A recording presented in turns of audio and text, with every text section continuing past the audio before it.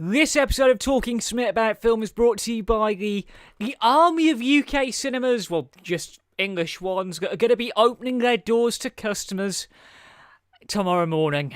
It has been a long wait, but the big screen is coming back to more of you. It's 8 p.m, it's Thursday, 30th of July. This is Talking Smit about film.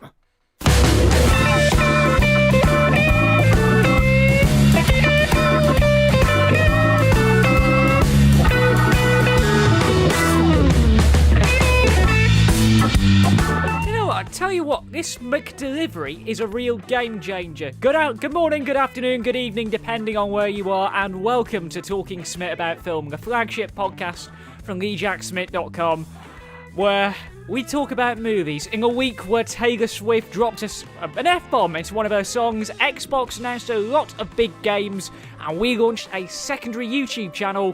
What else could you need from a film podcast and a bloke talking nonsense about a good film, a bad film, and the UK box office? My name's Jack Smit. It's an honour and a privilege to have you with me for what is arguably a big 24 hours in the British film sector. Tomorrow morning, more venues will open their doors to customers, but we're not going to tell you about them yet. Come on, that'll be teasing things a little bit too soon. We have 2 reviews to do tonight. The film news rundown, the box office, and the big discussion. But of course, here on Talking Smit about film, it is all about you at the end of the day. And also, by the way, new headphones, Skull Candy Crushers are like really good these. But that's irrelevant. How can you get involved with this podcast? Well, it is time for me to make a mockery of the ad read. I always hate doing these. You can get involved in the following ways. You can email us podcast@TheJackSmit.com. You can tweet us using hashtag TalkingSmit or me directly at TheJackSmit. You can find us on Facebook and Instagram. They are both at SmitOnFilm. You can submit your questions at TheJackSmit.com/submit. And if you are watching live on YouTube, just to the right of me is what we call the live chat. I can see that right here in the studio, so if you have any correspondence on the reviews, any views to share, let them know, because I can literally read them out on air. Talking Smit about film is very much interactive and a little pilot for, well, a certain radio show that I may or may not be returning to present in September. Yeah, we've got the Zoom button back. Let's get straight into business for this evening with our first review, and my god, this one has been hotly anticipated for nearly, 6-7 months now. Now, this came out while I was working on 2019 Wipe. We talked about it in the Wipe, but I only finally got a chance to watch it for the first time on Monday, at the insistence of Journal executive producer Aaron Wilson. He had been bombarding me for a long time to watch this film, so at long last, it is time to talk about the movie that took the festival scene by storm. It rocked Venice, it rocked Toronto, it came out in UK cinemas last October, and it is playing at a few UK venues this week. A couple of Everyman cinemas have it, a couple of Showcase cinemas have it. I never thought I'd ever get to say these words, but this is the trailer for Joker. Arthur, does it help to have someone to talk to?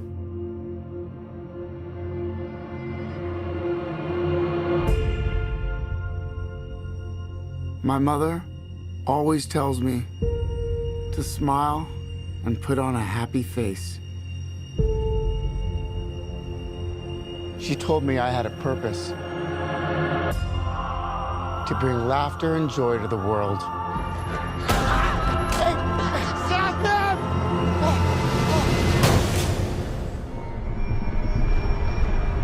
Is it just me? Or is it getting crazier out there? Smile, though your heart is aching.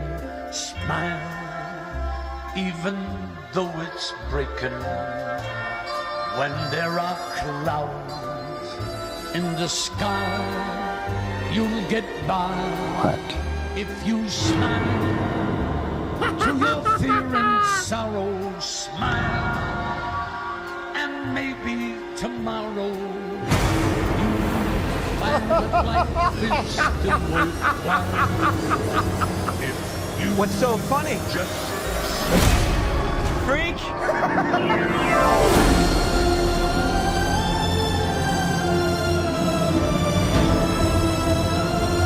Gotham has lost its way.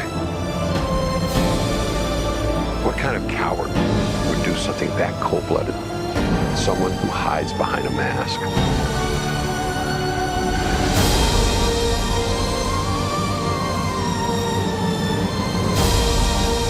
I used to think that my life was a tragedy.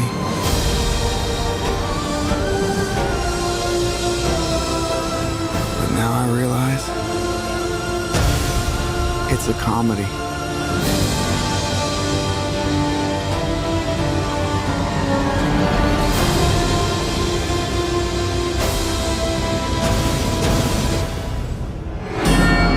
if you just smile.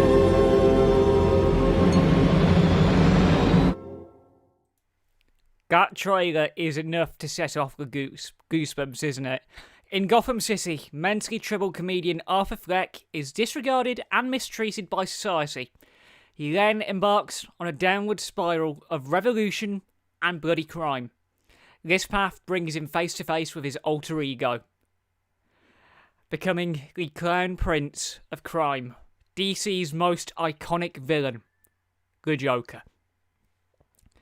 Origin stories are incredibly difficult to master, especially when you have as varied of a character base as DC.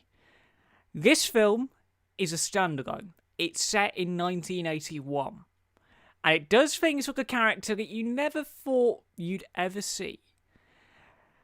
For picking a clip for this one, picking one that worked on a visual level and an audio level was incredibly difficult. But there was one scene from this film that really epitomised how they do the creation of the Joker, and it happens, unfortunately, to be the most controversial scene in the film, regarding the choice of music. We're not going to dwell on the detail too much, but this is the moment Joker becomes the Joker. We can't not play the iconic staircase scene. Here's a clip.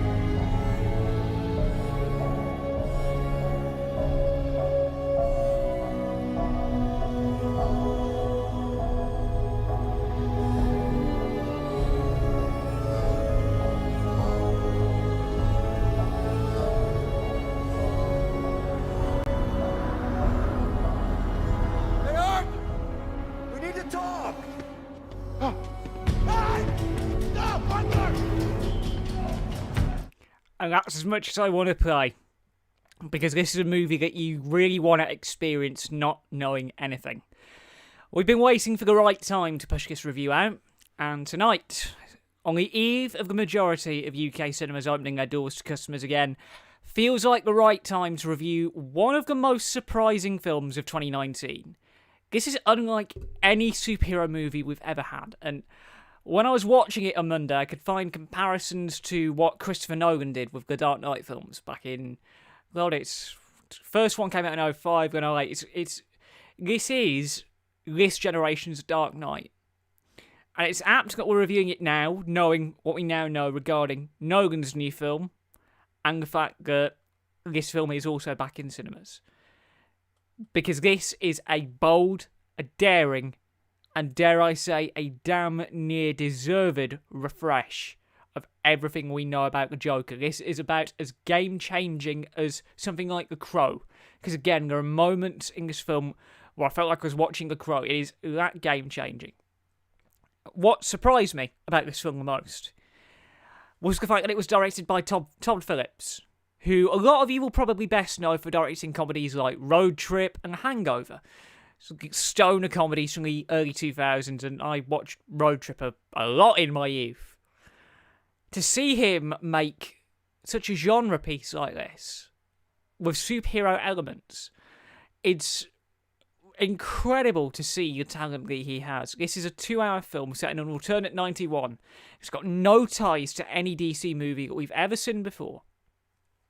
He does an almighty job at balancing the light and the dark of this film, and there are moments that are really light and heartfelt, and there are moments that are genuinely so dark you never thought they would allow it at a 15 certificate, even with the tightening of the guidelines last year.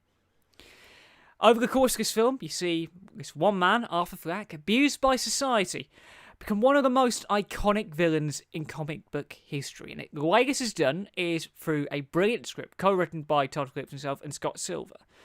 They are able to develop the character and create ways to do the origin story that you don't really expect, because you not only get to see Joker become the Joker, but you do also get to see, whether it's implied or not, the infamous killing of, I'm going to have to use the zoom for this, but infamous killing of, Martha, that would eventually set Batman off. It's not sure whether that's been confirmed as canon or not yet. Think it has, because it's been a while since this film came out. But this is so well written, it's so well paced, it's shot brilliantly by Lawrence Sher. And the score from Hilda Gudnadottir, finally know how to say her name, the Oscar-winning score from Hilda Gudnadottir, may I say, absolutely nailed it. Like I said at the top of the review, there are moments in this film that feel like they were lifted directly out of The Crow, which is another dark superhero film. We did a whole episode of a Rip Ticket review back during the lockdown about that film, about how it changed the game for superhero movies forever. This is another such thing, because it's an adult superhero film that's not afraid to go into dark territories. It is not afraid to mince the words mental health for its audience.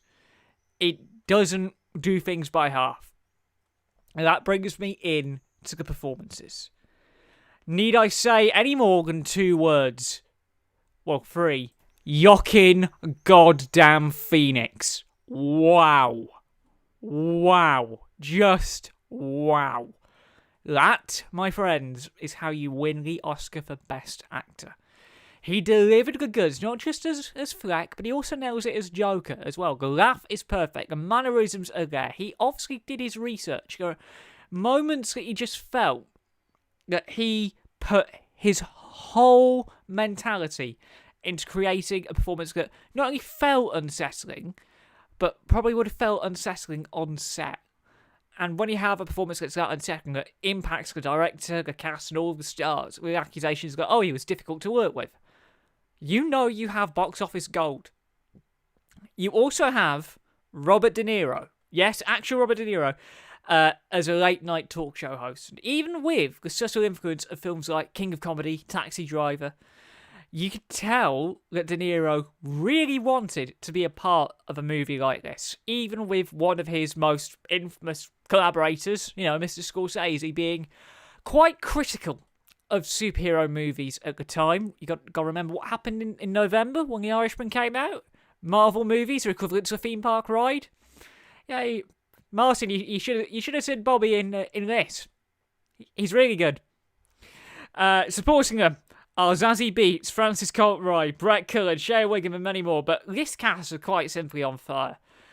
It's perfectly cast, it's perfectly paced, it's perfectly executed, and it is not often that these words get uttered in a review. In fact, I don't think I've uttered these words in a podcast review or even a radio show review since, it must have been since we reviewed Endgame. Since we reviewed Endgame last year. This film surprised the world at Venice last year. It took home the goods at award season. And now, we're going to rate this one early. It's getting a masterpiece rating. It is genuinely that good. It's not often that a 15-rated superhero film can work without really light-hearted comedy or self-referential jokes, looking at you, Deadpool. But this film proves that intellectual superhero movies that don't judge its audience, that don't play it safe to get the 12 certificate, can work. This is not an easy film to watch by any stretch of the imagination. But my God, this is a film you should see on the big screen as soon as you humanly and safely can. So yes, we have just bestowed a masterpiece rating. And not only that, again, we're organised today. The text review is live on TheJackSmit.com right now. I'll tell you something, these headphones are like really annoying. I'm going to take them off for a little bit. So we'll do the film news rundown in a minute. But before we go anywhere, I was going to announce this later on in the podcast, but I'm going to do it now. As a lot of you have probably seen if you were hanging around for the pre-show or have looked at the social media pages over the last couple of days, we hit quite a big milestone here on the Jack Smit main channel. We say main because I've got another one now, you know. We hit quite a big milestone on Monday. We broke 3,000 views. You heard me right, we've broken 3,000 lifetime views on this channel. Thank you all so much for the support over the last 2 years. We are only just getting started on YouTube. We are working tirelessly on the first few episodes of Journal Series 3. We've also just launched Just the Good Smit, and we'll tell you a little bit more about that later on. But we have a lot of good content ideas in the works. If you haven't already done so, hit the subscribe button, hit the bell button to stay notified on when we upload next and when this podcast goes live again. And also, a thumbs up below would be greatly appreciated because it's something to do with algorithms, apparently. The more of you engage, the more chance that YouTube suggests it to other like-minded film nerds. It's quite complex how it all works. I feel like I'm doing YouTube properly now. So, after I've had a quick swig of Earl Grey, because this is little Thermos will tell you about the significance of this thing during tonight's big discussion. But it is almost time to do the film news rundown. And naturally, with everything that's gone on this week, it has been... the last time I did this podcast, it was a slow news week. This time round... well, what more do we need to say than this? Tenet is coming out on August the 26th. It's for real this time. 70 countries will get it on August 26th. America will get it on September 4th at the very earliest, card subject to coronavirus, of course. It's even got approval in China, even with their controversial, we're not going to let you show movies if they're over 2 hours in length. Says all systems go for Tenet. Odeon also came to a big agreement with Universal. Their parent company AMC landed a historic agreement last night. New theatrical windows incoming. Universal films will play at AMC sites for a minimum of 17 days before they go to premium video on demand. It will not be buy to own initially. It will be buy to rent, buy to own, and digital iTunes. That will still fall 3 months after the cinema release. This is a huge deal because the terms of this new agreement means that AMC will get a cut of the video on demand sales, so they're not going to miss out on that sweet box office money. Dune and Wonder Woman 1984 trailers are also incoming, with the reissue of Inception on August 12th to celebrate the 10th anniversary. Warner are going to put a little slate preview right at the very end, so stay back to the credits for a first look at those two new films. In other news, Olivia de Havilland, the last surviving star of Gone with the Wind, unfortunately passed away on Monday at the age of 104. Absolute loss to the industry. I'm not well versed enough to talk about films that old, but I know people who do, people who I work with, Zoltan, especially. But yeah, what a loss. Zack Snyder has also been in the news about his cut. For Justice League, he said, "Nothing that Joss Whedon cut will be in my film. I will literally burn it if that's the case." Not a surprise. Pixar have dropped concept art for their new film Luca, set on the Italian Riviera, due for release next summer. It's going to be directed by the same person who did 2012's La Luna short. Also, in Disney news, 30 minutes of Black Widow will be shown in the expanded IMAX 1:9:1 aspect ratio, so good experience there. And finally, this is the big one. Vue and Cineworld have begun their reopening process. Cineworld will reopen all of their English cinemas tonight, or tomorrow. Vue have just put tickets on sale for their first 10. We'll have more details in the big discussion, and that is your film news rundown.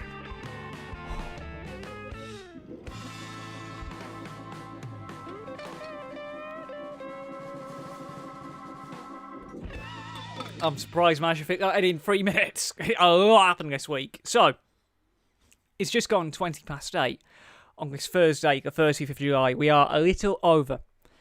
I would say about 16 hours away from Cineworld opening their first site in England tomorrow. And we will have more details on that after this review. But after the highs of Joker, it's time we reviewed something that's not quite as good. And I'm just going to do fair warning now. There may or may not be a rant incoming. And if he's watching this, if Ed's watching this, this might bring back a few memories for him. Because our next review is of one from the archives from 2017. I'm just going to make everyone aware now, I've edited the trailer for this film a little bit. To capitalise on a certain meme that I will point out when it's coming up. But in 2017, I seen the origin of what was to be Universal's brand new Dark Universe. It became, quite rightly, a laughingstock. And we've never reviewed it in audio form, either on Rip Ticket or on this podcast. Let's change that. This is the trailer, and I can't believe I get to say this, for The Mummy. Be warned, scream on the way.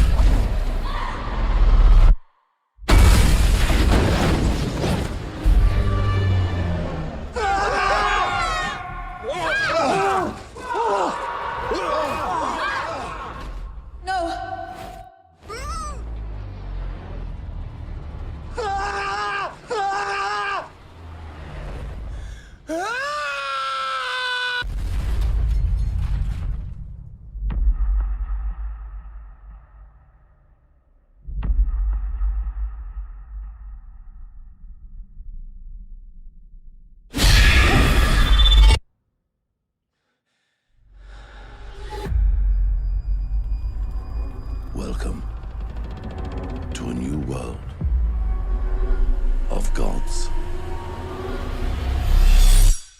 and monsters. I saw her. She is real.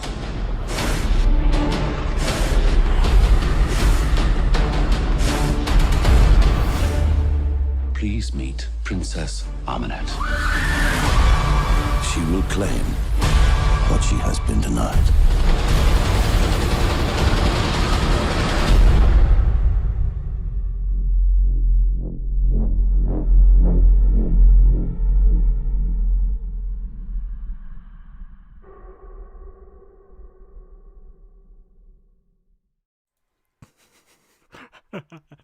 That scream! That scream is legendary! It's... yeah. To give you a basic idea of what this film's about, God, that trailer finished me off. An ancient princess is awakened from her crypt beneath the desert, bringing with her malevolence grown over millennia, and terrors that defy human comprehension.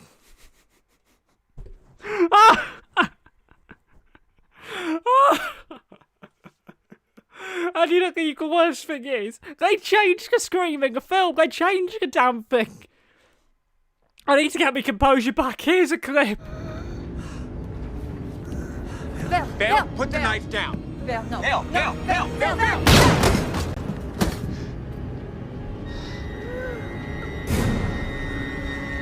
Okay, Belle, stop. Stop. Belle.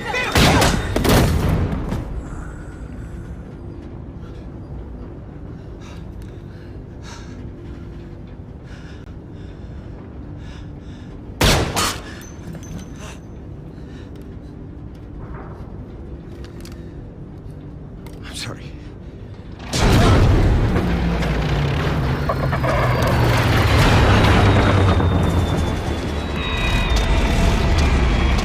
Pan, this November 4-0-9er, United States C-130 Hercules.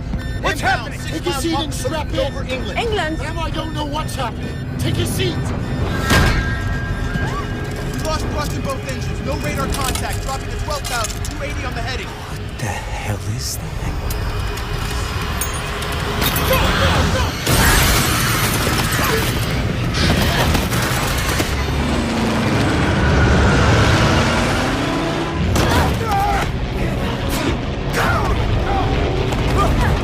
Parachute! Parachute!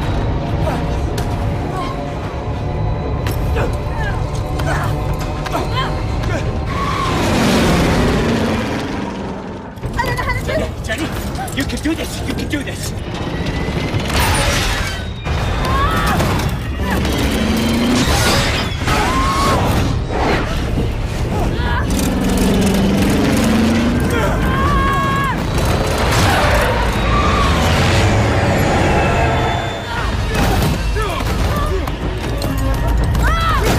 Give me your hand! Give me your hand!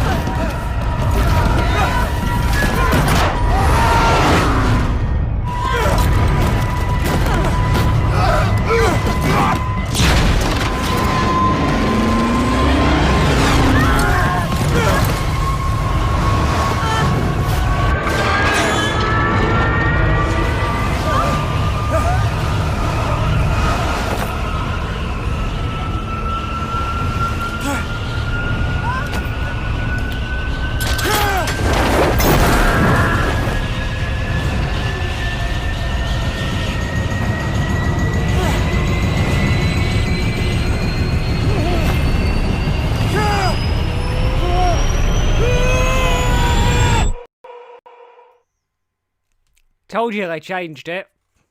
Told you they changed it.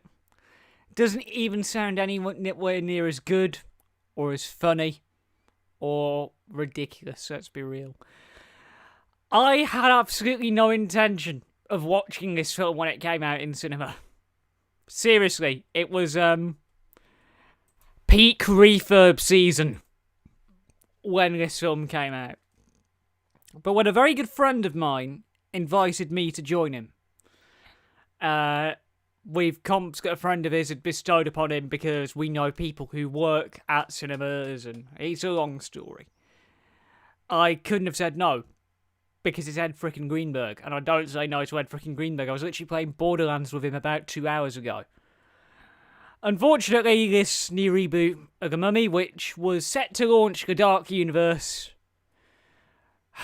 well, it's pure disappointment. Hit the music. This is awful. To start with, Alex Kurtzman, best known as the writer of the first Transformers movie.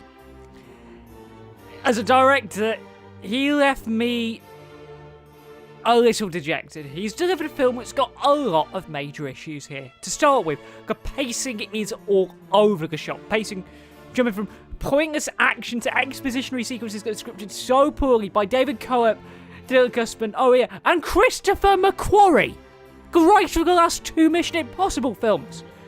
It's paced really badly. For a 1 hour, 51 minute film, this could have been done so much better.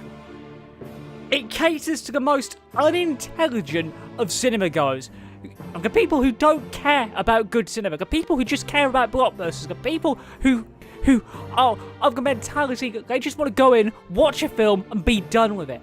Using the cinema as a babysitter, which is a cardinal sin of the big screen experience. Quite frankly, in the age of social distancing, if you're going to watch a film for that reason, why are you even going to the cinema?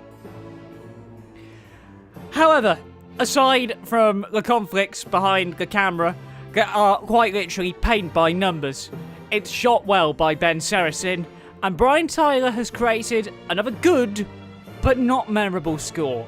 And Tyler's done some much better stuff than this. On to the cast. Well, Mr. Cruz, who produced this film, had a lot of involvement in terms of the stunts. He puts in some good work as usual, but it feels like he has been horribly miscast in a movie like this. And to be brutally honest, his star power does not save this film at all. He barely manages to hold this piece of crap together in a way that makes it not even watchable. As the love interest, you're Annabelle Wallace, who is IKEA flat pack, cardboard. Can't really say too much about her because it feels forgettable. Sylvia Boutella does put in some great work though.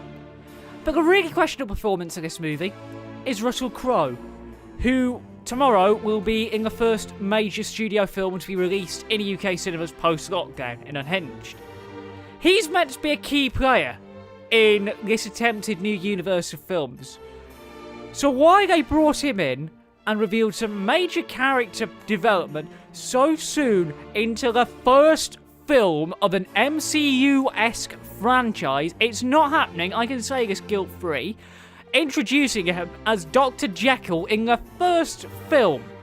That is not how you do an origin tale. This is all over the shop. I simply cannot find the words in a PG way to describe how I feel about a movie like this. It's one of those films where I get to say the most damning indictment of any piece of big screen entertainment. Everyone involved should be thoroughly ashamed.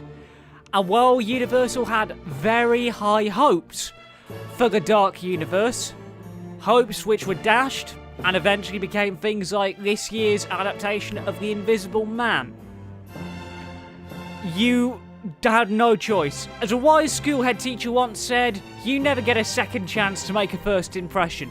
This film is not worth watching.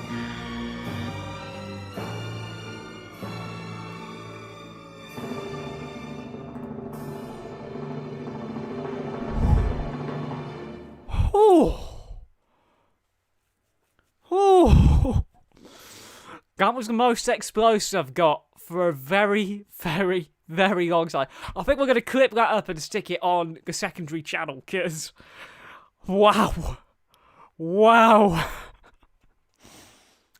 And speaking of the secondary channel, I need to compose myself after that.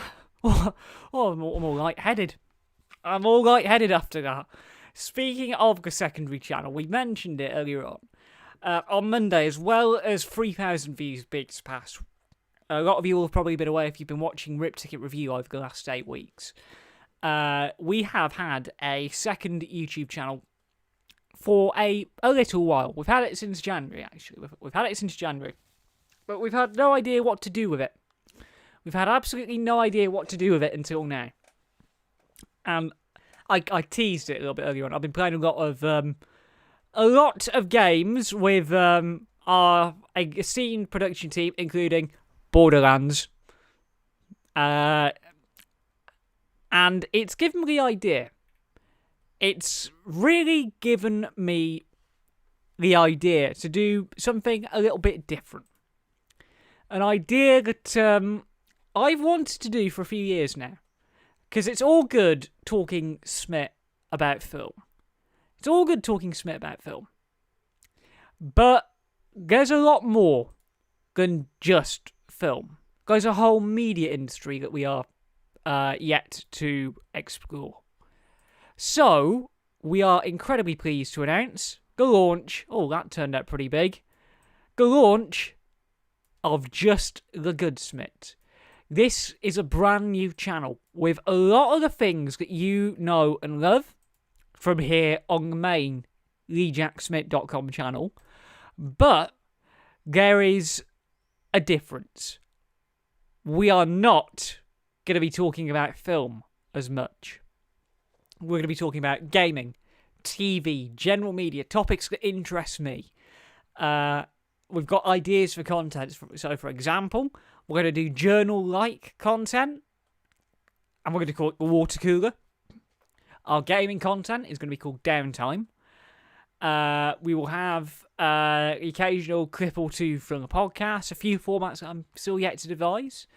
And most importantly, in the event that a podcast, whether it be Rip Ticket Review or Talking Smit about film, in the event that one of these podcasts does get copyright struck, they will move over there. So we have a fallback option if we need it.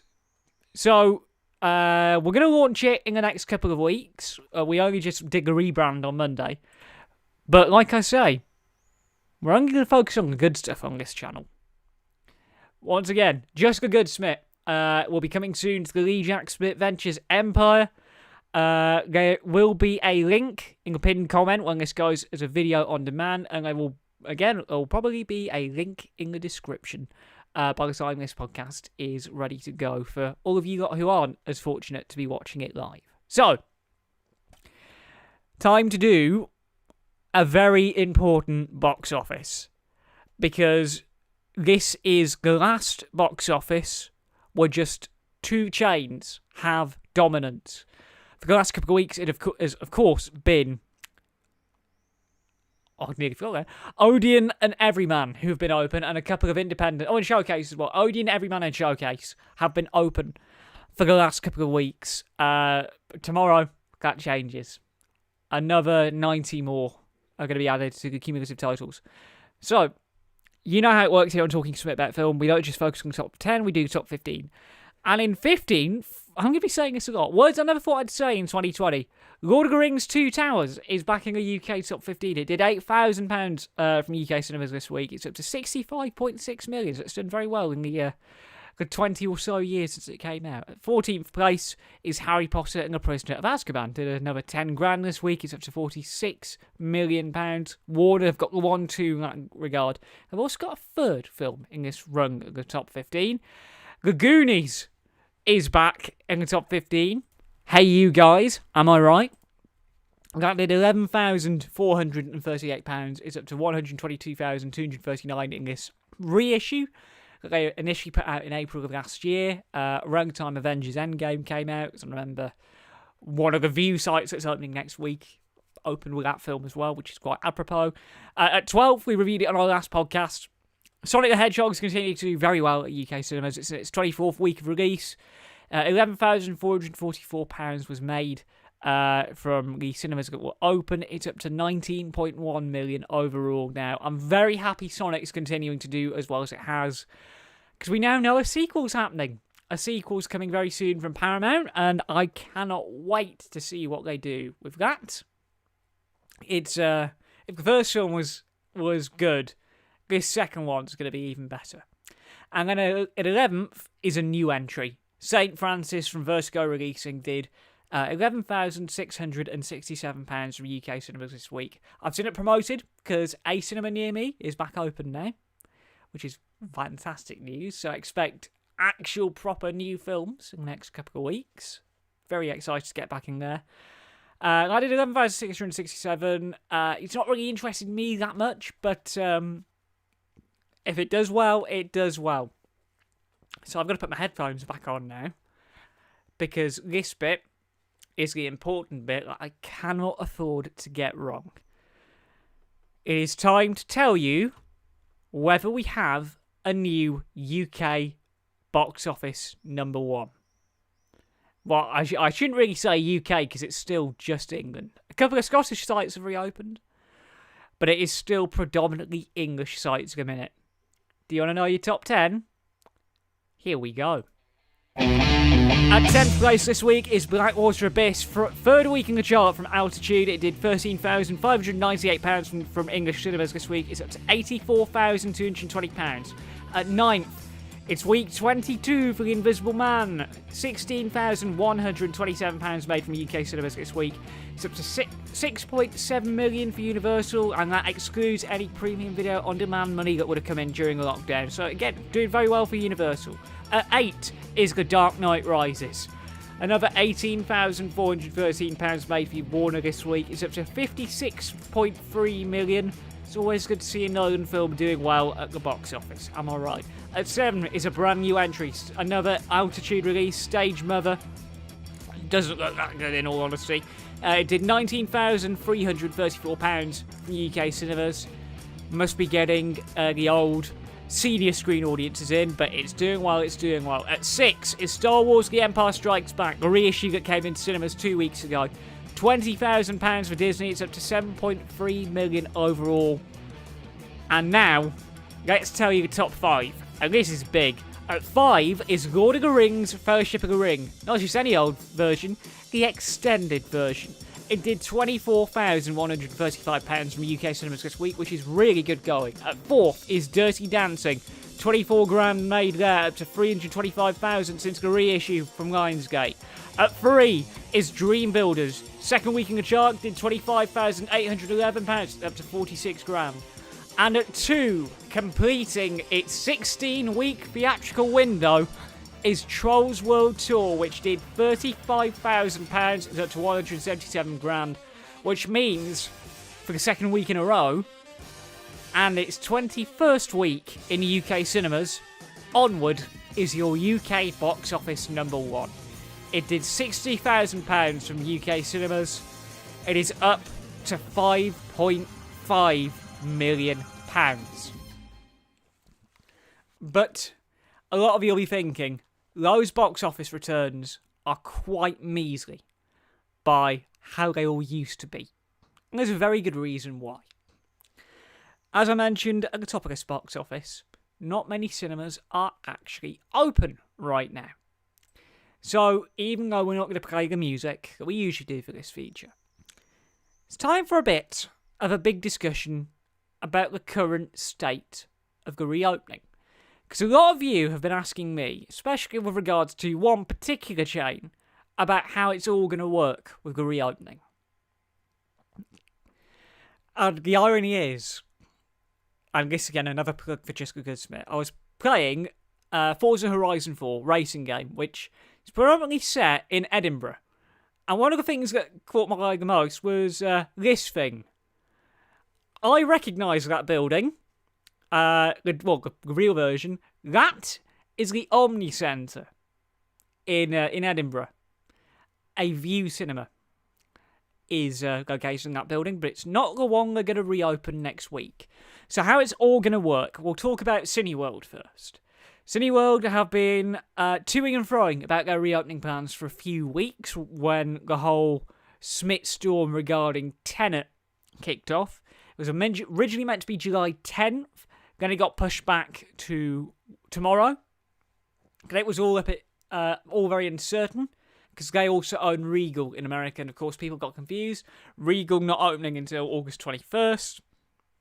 But tomorrow, Cineworld are going to reopen all of their cinemas in England. So if you're in Ireland, Scotland or Wales, you've got to wait for your local government regulations to relax a little bit more before your local cinema can reopen in that regard. But tomorrow, Cineworld will be reopening their English cinemas, which means there's going to be a lot more playing around the country. We're expecting the box office to be a little bit higher week on week Monday as a direct result, because it's been continual growth. The Advertiser Digital Cinema Media put a study out. We've had 2 weeks of box office data to report back on now, and as it's currently looking, the signs are looking very good for the recovery of the UK industry. Admissions are up week on week. Box office is up. I think it was like 15% up on last weekend, which, well done, UK cinema goers. There's only one place to enjoy movies, and that's on the big screen. But Cineworld are back open tomorrow. So all of you unlimited card holders are going to have an absolute field day. But I don't live anywhere near a Cineworld. But I do live very close to a Vue. And this is the one I'm a little bit more qualified to talk about, because I have sources within Vue. I have known about the plan since the middle of June. It's only now I'm allowed to start talking about it. So, this morning, Vue announced how they're going to go about doing things. They're going to do a phased reopening, with the first tickets going on sale today.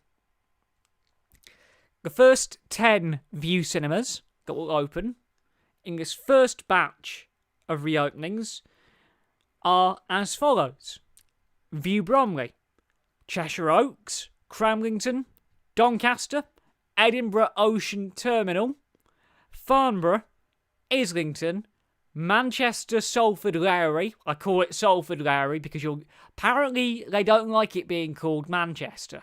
But the one at Media City. Oxford, Westfield White City, and if I've not already mentioned Islington, Islington's there as well. Those are the first 10 Vue cinemas that will reopen.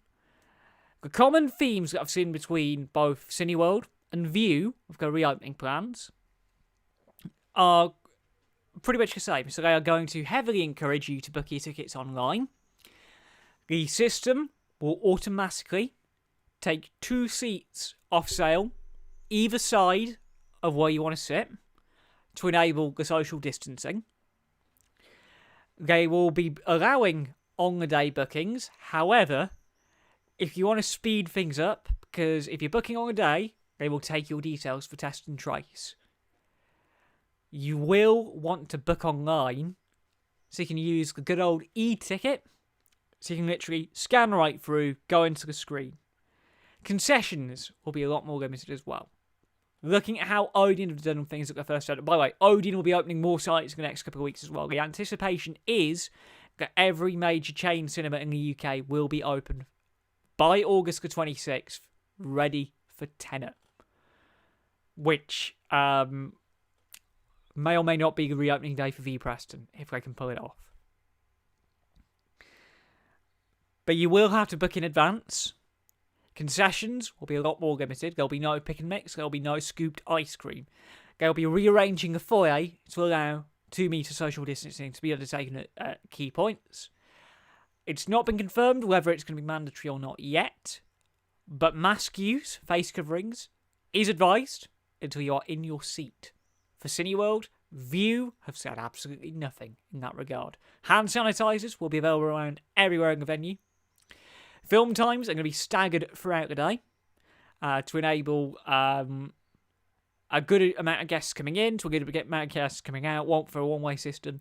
I also know, looking at the way Vue have scheduled things, for those of you working for the company, there'll be anywhere between 50 to 70 minutes for staff to clean and thoroughly desanitize every single screen in cinema. So instead of 15 minutes between the films, it'll be an hour between the films. So I imagine some people will be very glad about that because they hate cleaning and means having to put up with annoying film music for a full hour while they vigorously scrub reclining seats. But importantly, they will be making sure that it is as safe as humanly possible. Vue have actually put out a little video on their website which if you are going to one of the 10 sites that are opening next week, I highly suggest you watch that video before setting out, because it tells you everything you need to know. There are still a lot of uncertainties regarding a reopening. They've not told us how, in some cases, self-service food and drink is going to work. So if you've got your Coca-Cola Freestyles, your self-service Ice Blasts, in some cinemas' cases, self-service hot drinks, looking at... Actually, I'm not going to say the name of the area manager. I'm not going to say his name. He knows who he is. He knows who he is. But there's nothing confirmed in terms of the hot drinks. Prices will go down, and I can actually say this is a world exclusive, because I did some digging on the Vue website. Every single Vue cinema that will be open by the end of this staggered reopening will be on every film every day. Tickets will begin at some sites from as low as £5, ranging all the way through to $6.99, but there's a big caveat. You will have to pay £1 more for your tickets at any Vue cinema if you are booking in cinema or through the call centre. If you are booking through the app or the website, you will get cheaper prices. So that's a bit of a top tip. That is a bit of a top tip that I found out last night. For those of you local who are eagerly anticipating news on the Vue Preston reopening, I can exclusively reveal, because it's on the terms and conditions, it's public knowledge now, Vue Preston will be charging $6.99 online, $7.99 in venue. Oh, it feels good breaking a world exclusive like that. But check before you travel. That's the word I'm looking for. Check before you travel. But the great reopen is getting closer. And here at TheJackSmit Ventures, we are going to make sure you feel prepared and comfortable going into a cinema for the first time in 4 months. Because we've been doing our own COVID-secure preparations for the return to location, shooting not just for the reviews, but also that thing. Yes. Tomorrow, we begin filming for Series 3. Tomorrow, we begin filming for Series 3 of the Journal. And I find it quite apt that tomorrow, in a socially distanced manner, the collaborator who brought the curtain down on Series 2 will be with me for the start of Series 3. That's all I'm going to say on that matter.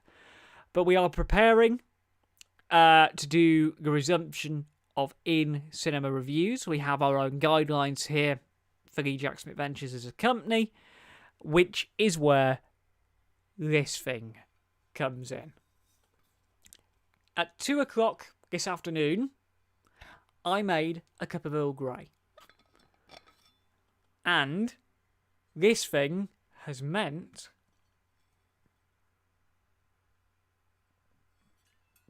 that it has been warm enough to drink all day long.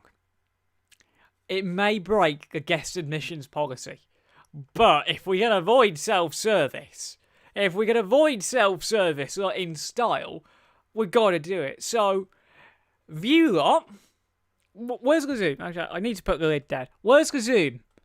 Vue lot, get used to seeing me carrying this round a lot more, because it's a real game changer.